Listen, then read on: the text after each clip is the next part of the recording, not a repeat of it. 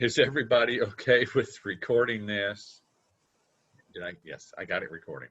And it will be available for public use. Everybody's okay? All right, and there's a yellow thumb up from Heidi. By the way, all of you people in the public watching this, Heidi is eating lunch. She doesn't want us to watch her eat, just letting you know. But we have a secret camera going on her, and if you'll look into, I'm just kidding, just kidding, just kidding. All right. Well, we've been talking about families, families, and families, and families. And in the Lifeway program right now, we have a regular, typical thing going on with families. Families are becoming such a focus for me. I hope that y'all are okay. We got through several things. Did y'all get the notes on some things we can do and track with our families? Everybody get that? Nancy, did you get it or did I? Okay. Let's see. No, that was during my exile. Yeah, well, that was, well, like, and well deserved. Now I'm glad you've finally decided to do right. If you'll please, I don't want to break away to send it to you, but it just is a list of things. If you'll text me to remind me, that way I will send it to you. Today, in fact, in a couple of hours, I have a call with a wife of a client. Remember, I'm doing adults, okay? Oh, Heidi, did you post that? I think you did on the chat. Yeah, Nancy, if you look on chat, you'll see the notes I put together from our last session. All right. And I'm going to focus today, if we can, on enthusiasm. If you'll notice, this is more sessions on this than anything else we've done.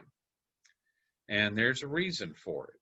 The family is a stopgap. If you don't have them, you end up with horror stories. It's just in a large percentage of your cases, either with the kids or with the husbands or with the wives or with the dads or with the cousins or whatever it is. If you don't have somebody who's willing to go to war with this disease and do the interventions, et cetera, then the success rates are going to drop dramatically, because it's not a 30, 60, 90 days. It's 18 months to 4 years, and all that stuff we've gone over. So I have a call a little bit later. This is a wife, and she is, let me boil it down, what is bugging her about the family program. It's not entertaining enough.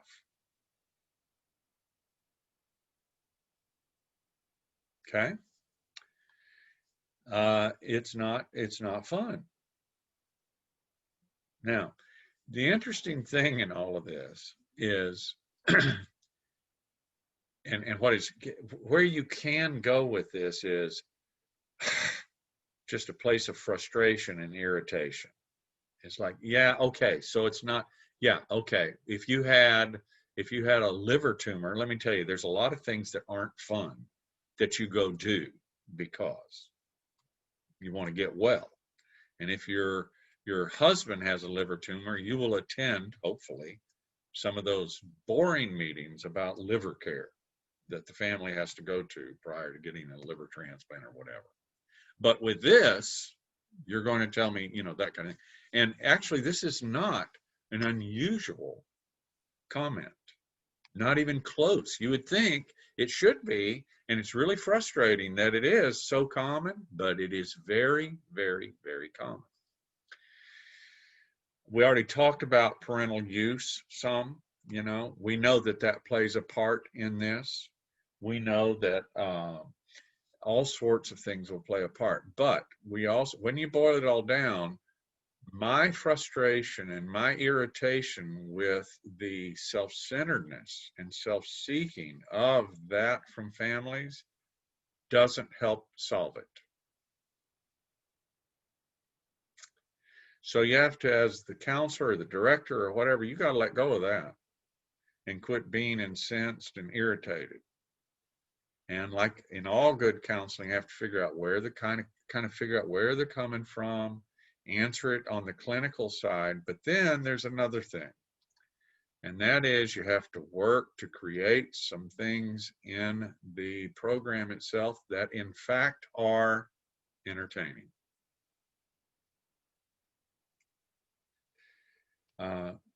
One of the absolute bymarks of alternative peer group programs centers around the concept of enthusiastic sobriety. And without enthusiastic sobriety, you do not have what is defined as an alternative peer group program. You do not have it.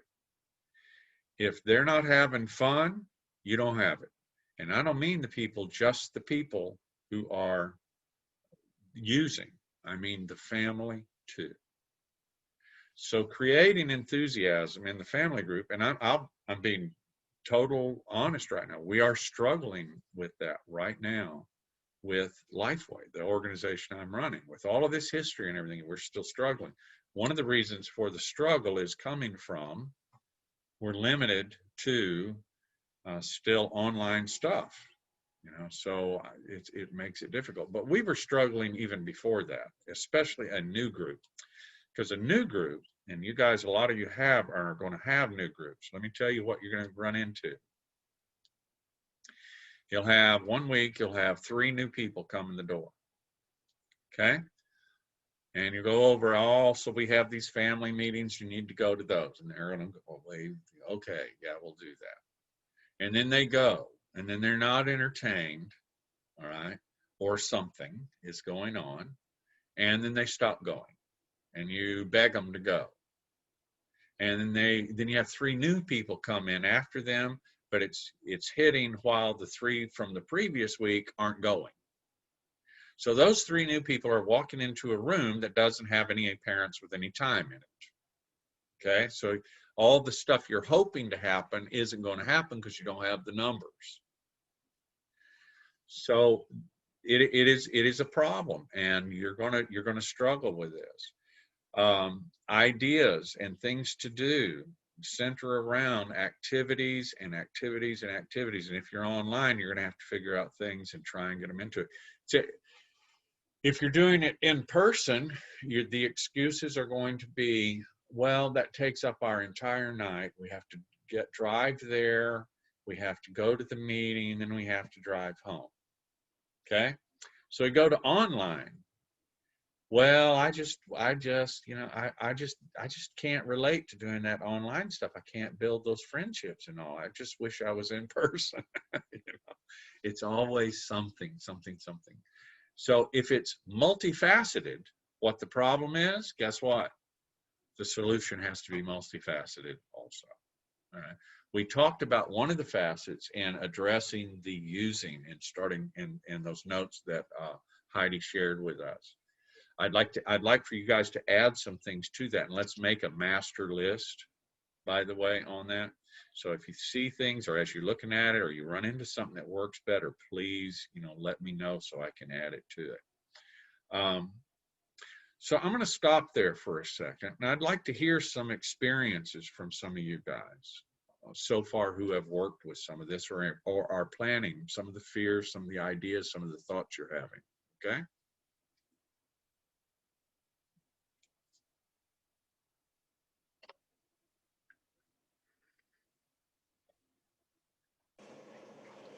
So what I can tell you is a lot of the parents say they just come for my joke. Being serious. There was one time it had to be canceled, and they asked if I still had my joke that I could tell them, send them all a text of my joke, and so then everybody started sharing texts of jokes. So there's that. But what I do know is that I don't know if it's still going to happen today, but a lot of the parents were talking about during like APG during the team meeting that they were going to go somewhere and walk together or something like that. A few of them were talking about, but obviously with the smoke, who knows what will happen, but that was kind of the plan. So, that's something that just happened organically. It had nothing to do with any kind of recommendation, but I think that's a really good thing. But we really haven't got to a point because of it being online and Zoom orientated that you know, since it's Zoom orientated, they haven't really been able to get together or plan anything. All right, let me tell you a thing. I love this. You know, opening with a joke is always a good idea, right? And it becomes a tradition, and traditions are good. Traditions keep people coming back. It gets them ready to look at themselves and all those kind of things. But jumping on organic ideas, it's one thing when they have them. It's another thing to jump on and support them. And some things that go a long way in that is picking one of the parents, and let me give you some what to expect. Picking one of the parents and asking them to run with that idea. In other words, somebody shows up, let's take a walk. You turn to one of the parents, and you can combine purposes there. You can turn to one of the parents who it's going to be good for them to be, you know, kind of in charge or a deeper part of things, and they'll do a good job. You got both issues. Is it good for the parent, and is it good for the group? Turn to them and say, would you kind of help organize this? Then it gains life. All right. Oddly enough, those things can grow into huge activities that are massively popular. And again, a new tradition arrives. What comes to mind, and Robin will remember this well, is something called Crab-A-Rama. How about that? Is that goofy sounding or what? Crab-A-Rama. But every fall, we would have a Crab-A-Rama. And they would go down to the state park here, San Luis Pass State Park. They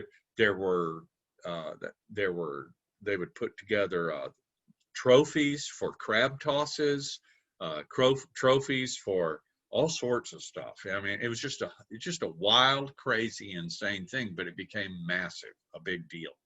And but if you put somebody in charge, it'll have a tendency, these things will build into the program. And as y'all go on through the years, they become major parts of things. All right, you end up with T-shirts, and you know, I was cleaning out the storage the other day. I found Crab-A-Rama posters from like 15 years ago, and just crazy stuff. So that's an idea, those kind of things. But picking somebody and then supporting them and in doing what they need to do will do that.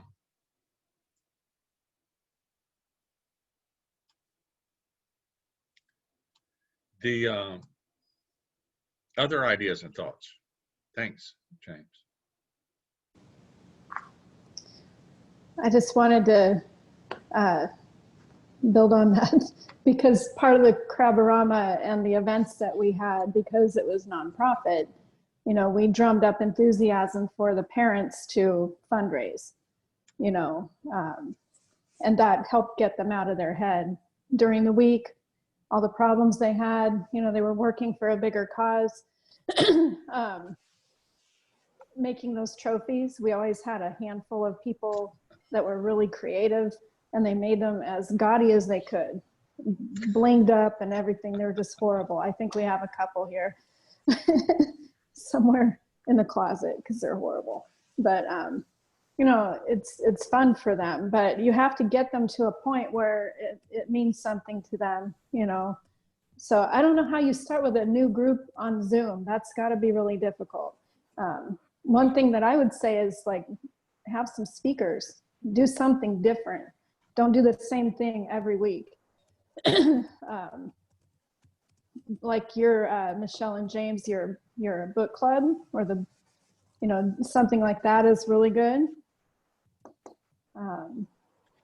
And talk to them about what kind of events would they want in the future, and then maybe start fundraising for some of those if you have to.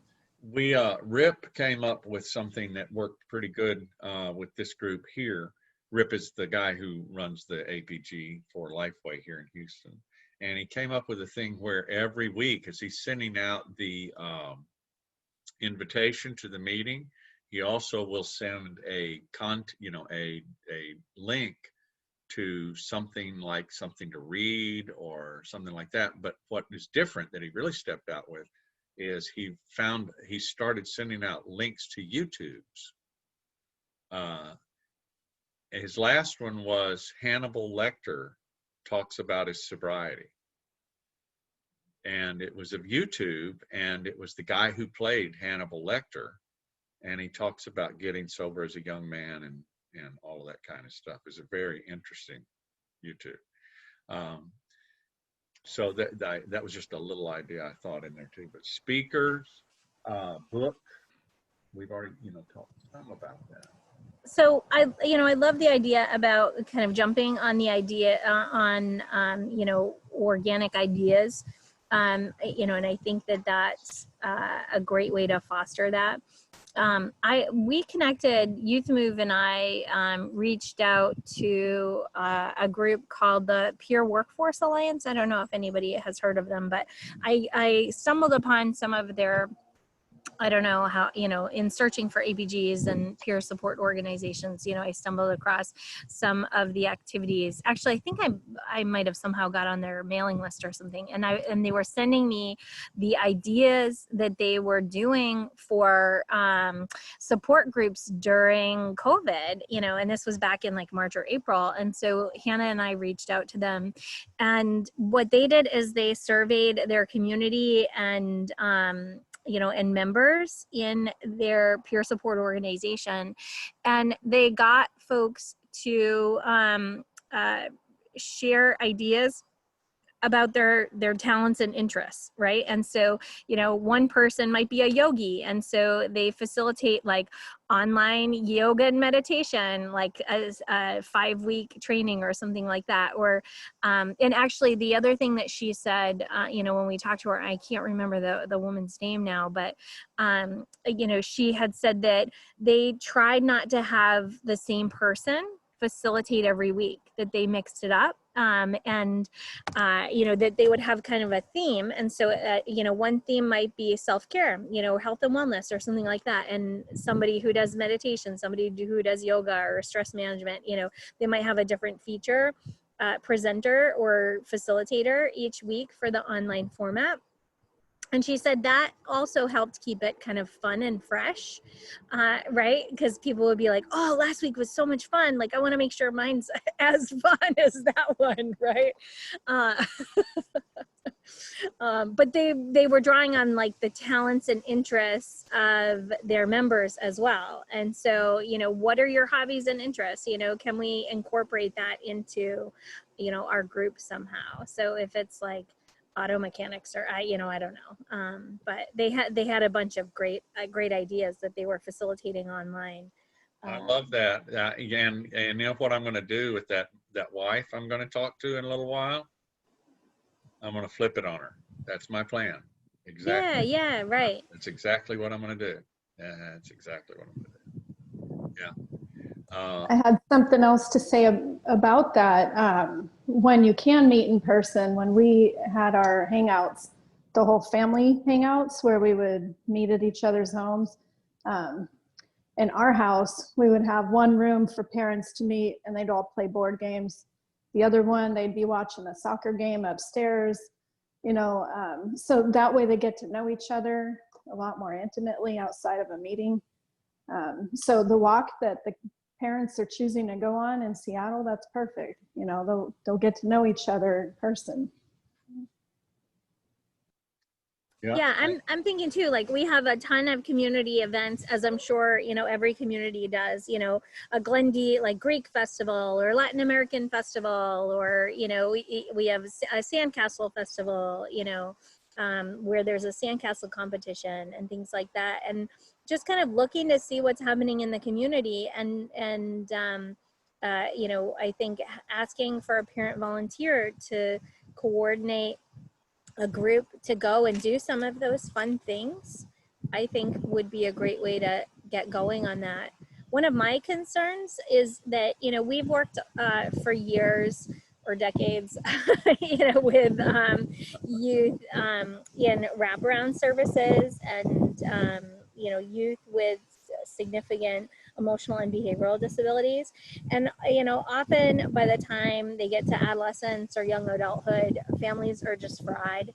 And so I think, a key component for me that I keep trying to focus on as we're building our APGs, because we're not, fully there yet, is, how do we foster fun, within the family unit and bringing youth and caregivers together, because oftentimes they've forgotten how to have fun. And so I think even facilitating like minute to win it games as a competition on Zoom or something like that, you know, where you say like, this is what you need a few stackable cups, you know, some straws, you know, whatever, you know, a few supplies for this week's Zoom meeting. And we're going to set up a friendly competition to do like quick minute to win it games or something like that. Again, you know, I think that there's, you know, it's a little bit riskier to do that in a Zoom format where, you know, people in face-to-face are likely to be on their best behavior, whereas, you know, like you might have arguments or things breaking out in the home, you know, but just a couple of thoughts. These are great ideas. A side note in the interfamily activities is timing. It'll blow up on you if they haven't started to develop some lack of a better word, program. One of the problems, I think, this is my opinion, doing big family groups in the first 30 to 60 days, you know, where it's not big family group, but doing a family group with the people who are using combined with the family. In the early days, it may be easy to collect from insurance, but typically they turn into dump sessions. And a lot of times I find I'm cleaning up stuff later that was created in what was supposed to be a healing thing. Where if you have a longer view, which we do with APGs, you can wait until everybody picks up a few tools for communicating and have started to own some stuff, then do a family session. And I find them more, and same thing on kind of be careful on when you pull them together in family activities also, in my opinion anyway. That's just an opinion. Some of you John, have been very helpful. Yeah, so I have some questions about that. So like even when you are front loading, you know, and having APG facilitators, you know, work with groups at the beginning to set ground rules and kind of go over guidelines, you're still having a lot of issues in those first 30 to 90 days, you think? Yeah. Yeah. Typically, yeah. The neurological issues are still. Oh, Hannah's with us. Just a second. I met her. Typically, there are some neurological things that are still critical. The pain that the person who uses is going through is, hey, Hannah, how are you? Hannah, are you okay with we're recording this and it's going to be public? Yes. Okay, good deal.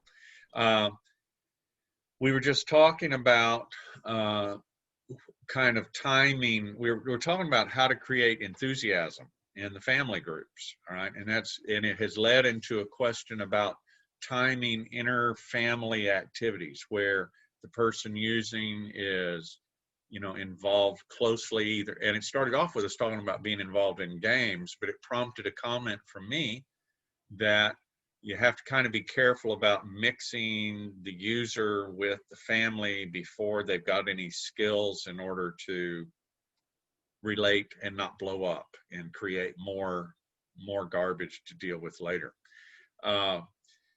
Heidi had asked, you know, about timing and some things like that. Is that right, Heidi? Help me make sure I Yeah, I was saying that I thought that an important piece of, you know, enthusiastic recovery and family engagement was helping families reconnect and learn how to have fun together again. And, you know, and was just saying that, you know, in a virtual format, you know, that might be hard because I think that, you know, in a face-to-face group, I think that you know, the APG facilitators can do a really good job kind of setting ground rules and talking about like how communication and whatever happens in the group stays in the group, and like we don't go home and fight about it later, you know, which can happen in every family. You know, those are normal family dynamics, and in a virtual format it might be, you know, more challenging. Yeah. to do that. And John was cautioning about jumping into interfamily activities in the first 90 days when youth and families are, you know, first connecting in the first 90 Yeah, days. when they start, yeah, just saying, if they don't know what own your behavior and the difference between feelings, thoughts, and actions are yet, you're courting problems when you mix them together because they've already got all that stuff. So just, and everybody's got, it's different when it happens, how it happens, you know, all of those kinds. Some are sicker than others, that old phrase, and waiting for them to get, but still staying with our ideas of creating enthusiasm. Still, the online games are good. There's a thing called Jackbox, I think, has a whole bunch of games that you can play. They seem to be pretty innocuous, you know, and work out well. The other day, my family, my daughter and my son-in-law and my son and my wife and my mother-in-law, we were all online together playing Trivial Pursuit.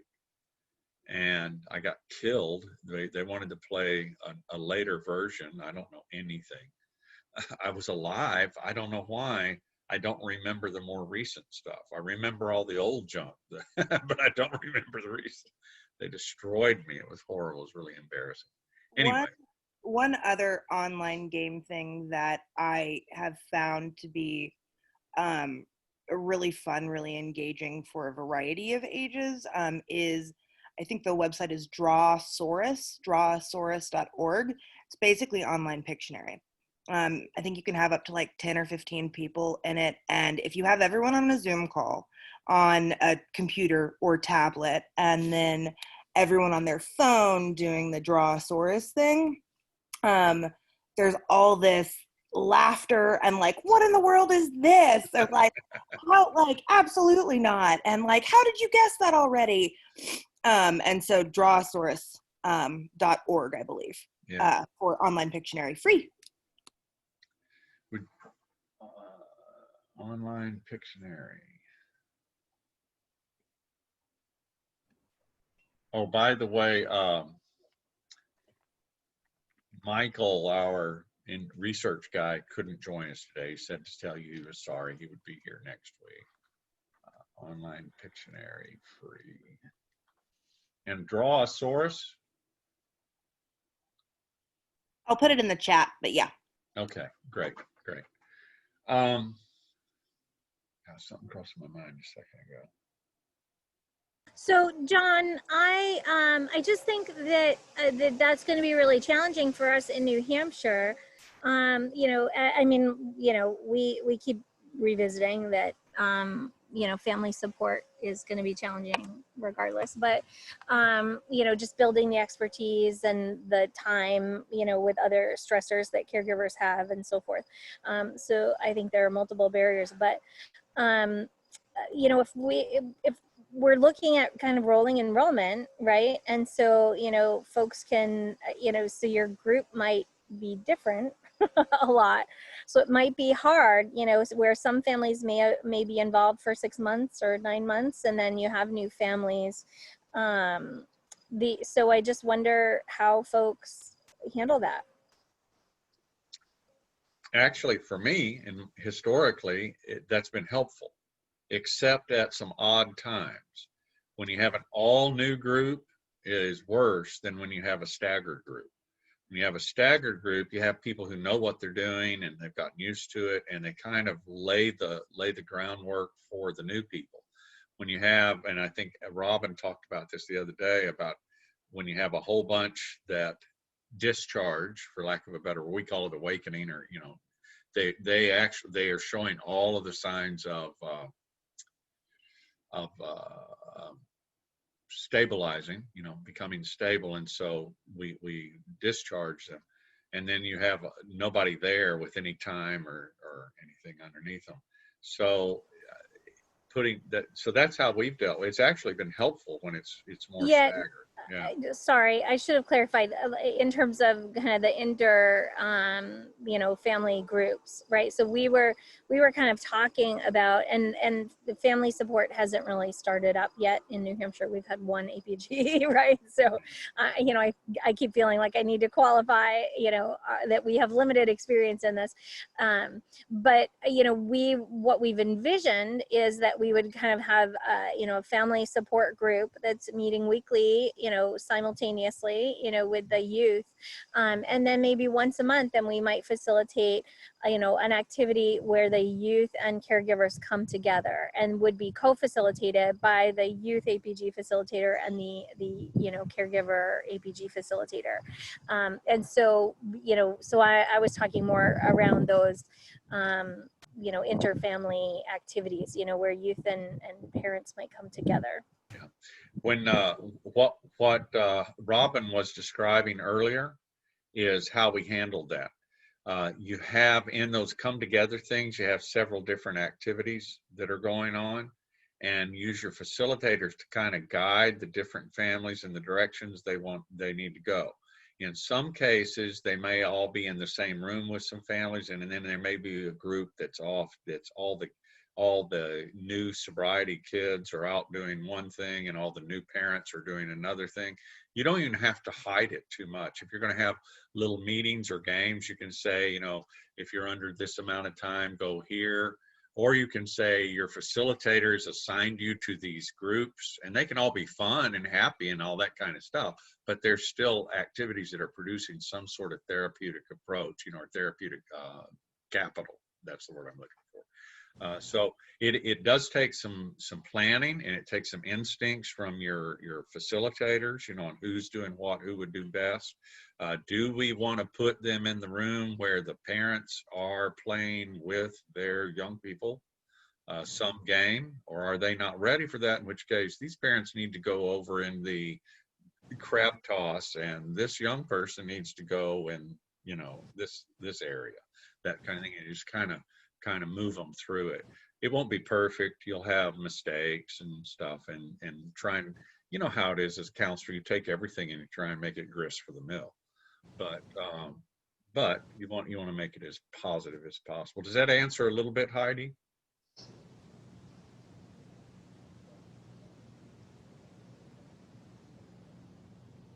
Sorry, I thought I unmuted. Yes, Did you thank say you. the coolest stuff you ever said in your life just now? Absolutely. Sorry you missed it. I had something to add to that. That this is why it's important the APG has the wraparound services. You know, when the new parents come in and they do, you know, the climbers and contacts group, whatever you're going to call it, where they're getting educated and they're being allowed to vent. There needs to be maybe some rules around that if you have a whole lot of new people, that they keep that to those meetings as much as possible. So when you meet outside of there and you're doing activities, you don't have parents hijacking their time by complaining. And, you know, that's why it's good that you know your group, you know the parents that can maybe take someone aside if they really need to talk, so that the other ones can have fun, you know. Yeah, that's why this thing works. Yeah, one of the things that I always trained facilitators to really, really watch out for is in the activities, watch for the sideliners. Watch for and do something about it. And that's with both groups, families as well as the people in the group. If there's somebody over at the side, one of the things I was so impressed with as a young adult coming around the beginning days of the alternative peer groups is I'd been in youth church groups and stuff like that growing up in high school. I had never seen any situation where everybody went to great effort to include everybody. I don't care what was going on. There were no lurkers. If you went to, and we used to have these things called round robins, and it was an all-night meeting. And because they're not as popular now because of social media and everything, but we used to go to them. And it'd be an all-night meeting. But if you were, and I didn't know this, but the staff specifically was told, if you see somebody, over at the side, not taking part, either reach out to them yourself or find one of your steering committee people that is best and most appropriate and have them go reach out, or 2 or 3 of them. But don't allow it to happen. I had never seen anything like that. And to this day, I haven't. The term reach out, we could do a whole reaching out. We could do a whole training session on that, because it is so, so, so important in running these things. You don't wait for them to come to you. It's one of the differences between the support groups and an alternative peer group. You take on the responsibility of reaching out, and that's to family as well as the people who are using.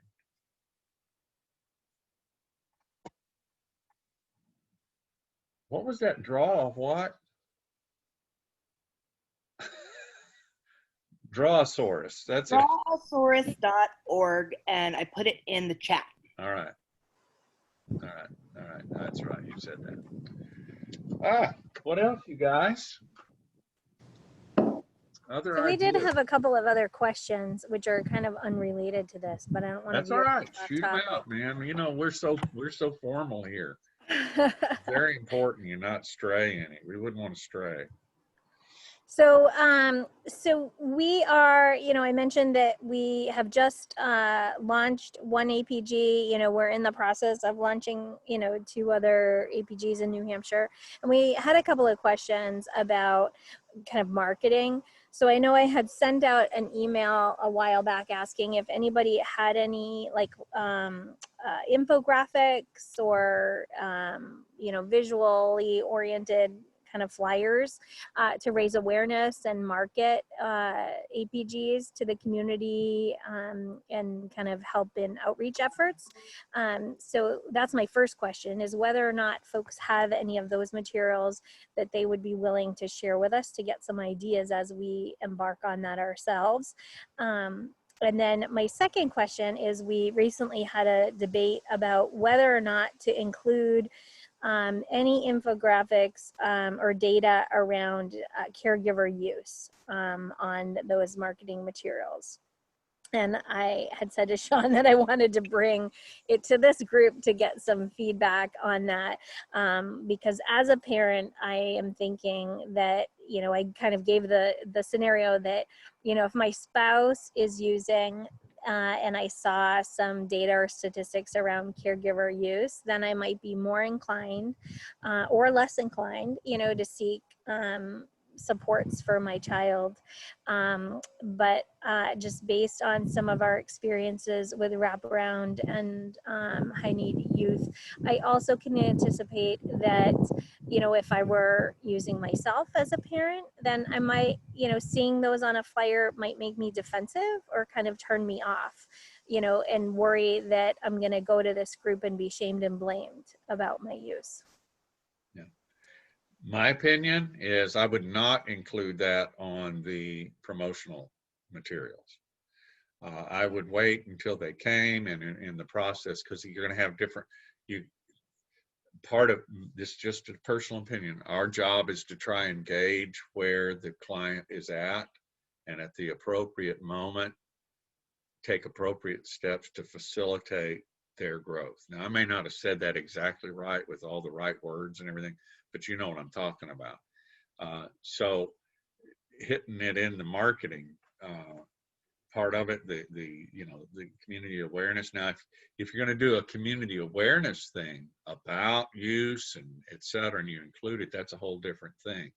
But when I'm really talking about the program and trying to get folks to come, I wouldn't put it in there. That's just me. Again, I don't claim, guys, to know everything. Those are my thoughts coming out of history and all. I might be wrong. I may have been wrong all this time. Again, until we get 10 out of 10 well, we're doing something we shouldn't and not doing something we should, and I'm right in on that. But typically, I would not include their use. And what I would talk about in promotional materials is um, because they always come in because that guy needs help. My son, my daughter, my husband, my dad, my uncle, they need help. And that's okay. Come on in, let's talk about it, you know. And so I always, in the promotional materials, talk about help for your loved one, you know, that kind of thing. And then we'll deal with who you are and your part in it as we come along. On the graphics, I'm not going to be much help in that, but hopefully other people will. Kaylin put one in the chat, which is great. Kind of a marketing flyer, not necessarily an infographic, but a really nice visually oriented marketing flyer for APGs. Thank you, Kaylin. I think others probably have some too. I have somewhere, and I pulled it out for you guys, and I can't find it. Story of my life. It's in this pile somewhere. A parent packet, all right, or a family packet, and has a whole, you know, like I don't know, it's about 10 pages long. Robin, you still have a copy of one of the parent or family packets? Yeah, I probably do. And it's been revised throughout the years, but Yeah. you know, if I was creating promotional material, that family packet's meant for when people get into the meeting, you know, when we went through it during the house rules. Yeah. So that they understood what they were getting into. Yeah. But the promotional flyers, I think it would be good to include that statistic that I've always heard about APGs with an 86% success rate if the families are all involved as well. Yeah. So that they understand that they're going to see a better success if they're part of it, you know. Yeah. Those statistics, you can find some of the research. Actually, there's a lot of research even beyond this, but you're going to find a certain amount of that research at the Association of Alternative Peer Groups website.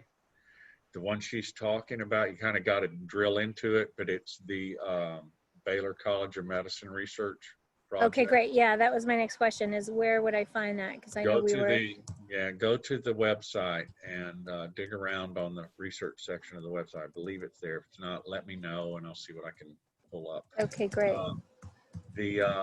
But Heidi, when you talked about wraparound, you know there's massive amounts of research out there about wraparound. Yeah, absolutely. Absolutely, right. It's very positive with this disease.